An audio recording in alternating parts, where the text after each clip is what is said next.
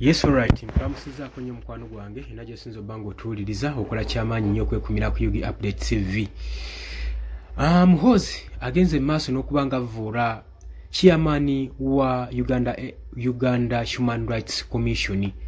era nga mulifalinga ku bigambo bino wammanga jukira nti nabadde damawulire nga Muhozi Kainerugaba ebbanka luwe muwandikiddwa okuva mu kitongole ekya Uganda Human Rights Commission okuva wa chairman yennyini Mariam Wangadya yakutte obudde n'awandiika ebbanka luwa ng'agiwandikira Muhozi Kainerugaba asobole okubanga yeekomako ku bikolwa bye saako n'okutta Eddie Mutwe bodyguard wa Robert Kyagulanyi Ssentamu amanyikiddwa nga Bobi Wine eyakwatibwa gye buvuddeko n'ayisibwa bubi nnyo wabula Wachi Mariam Wangadya yali awandiikira Muhozi Kainerugaba kubanga yavaayo ne yeewana ku mukutu gwa social media n'afulumya n'ebifaananyi bya Eddie Mutwe ng'agamba nti nno yamuyina mu custody era ali mu basement amuyigiriza lunyankole gwe mukwano gwange ali eyampuliriza kakati omukyalo nti yakola nsobi n'agenda mu maaso n'okwata olupapula ne pen n'awandiika ebbanka luwa ng'agiwandiikira Muhozi Kainerugaba ng'amugamba okusinziira ku article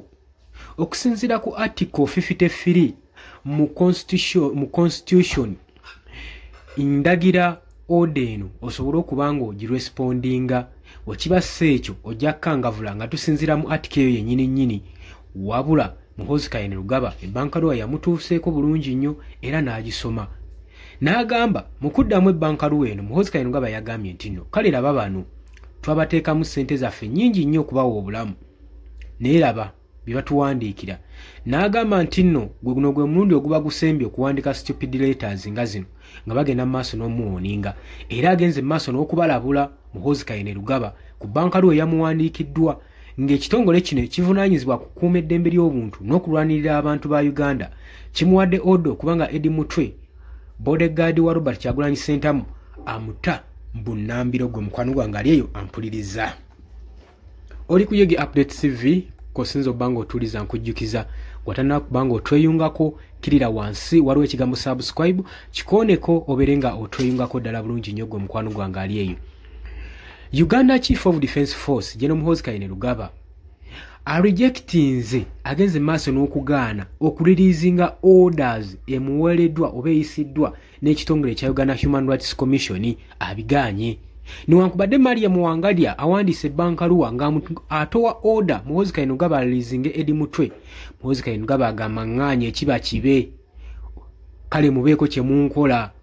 aganye okulirizinga ku order eziva eri mu Uganda Human Rights Commission kitegeeza ayisizza mu Mariam Wangadya amaaso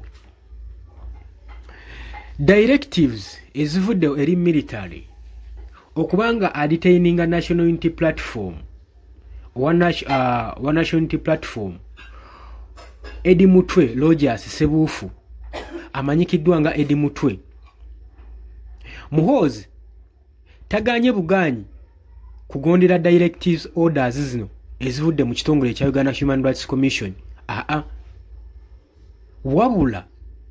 agenze mu maaso n'okubavuula nga abavuma nga ga bino bya kisiru abagambye stupid bino bya kigwagwa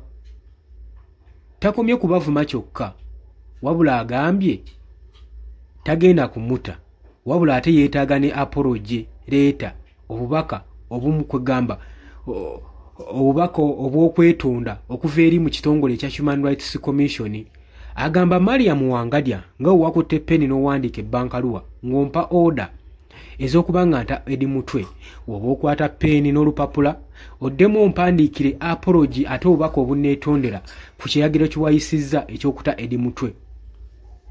olowooza kino si kyabaategeeza wabula tulaba escalating tension egende kujjawo wakati w'amagye saako n'eggwanga naddala constitution ku boards zino ebbiri omuli ekitongole ekya Uganda Human Rights Commission ekyo kikwatisibwa mateeka saako ne bamukwata mundu bamukwasa maanyi ekitongole eky'amagye Uganda Electoral Commissions mu bbaluwa eyawandiikiddwa ennaku z'omwezi 2 mu May mwezi guno gwe tulimu 2025 yabadde orderinga immediate release owa Eddie Mutwe okuva mu military custody nga bastatinga nti bagamba okugenda maaso n'okubanga ono mu retaininze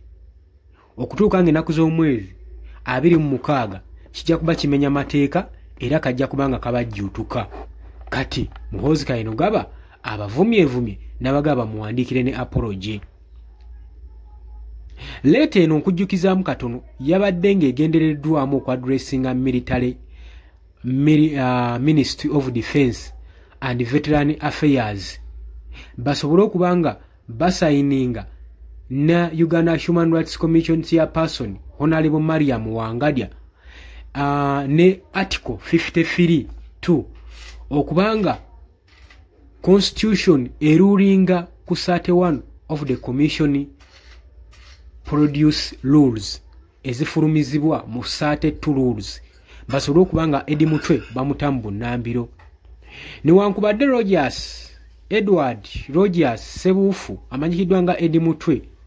abadde akyali mu custody okuva mu 26 April 2025 naye newankubadde ekitongole kya commission kino ekitongole kino kiri satisfied nti kino kibagenda maaso n'okukola kimenya mateeka okubanga bamudetaininga obanga okumuteekako restriction era nga bagamba nti bino ebintu bibakola tebiri direct era nga ekitongole kigamba balirizinge Eddie Mutwe mu Nambiro ng'omukwano gwange ali eyampuliriza wabula agavuddeyo galaga Muhoozi abarespondinze ku mukutu gwa social media ng'agenda mu maaso n'obbawooninga n'okubavumavuma ate n'abagamba basobole okuba nga bamuwandiikira apology letter olw'okumuyisaamu amaaso era asindikidde Mariam Wangadya obubaka ng'abuyisa ku mukutu gwa social media ng'amugamba neetaaga apology mangu ku ebyo eby'ekisumbaavu eby'ekisiru bye muyisizza nti ndirizinge Eddie Mutwe mu bufunze aba aganye okugondera order kitegeeza nti no mu Uganda tulinamu abantu abali above the law era eggwanga ligenda kutambula litya ng'ate high ranking officers yatagondera mateeka ate nga be bamu kubanywesa amateeka olowooza kino kinaabeera kitya oli ku Yogi Update Civic osinza obanga otuwuliriza wabula gwagala otweyungako kirya wansi wala ekigambo subscribe kikoneko obeere nga otweyungako mbagaliza olunaku olulungi mweraba.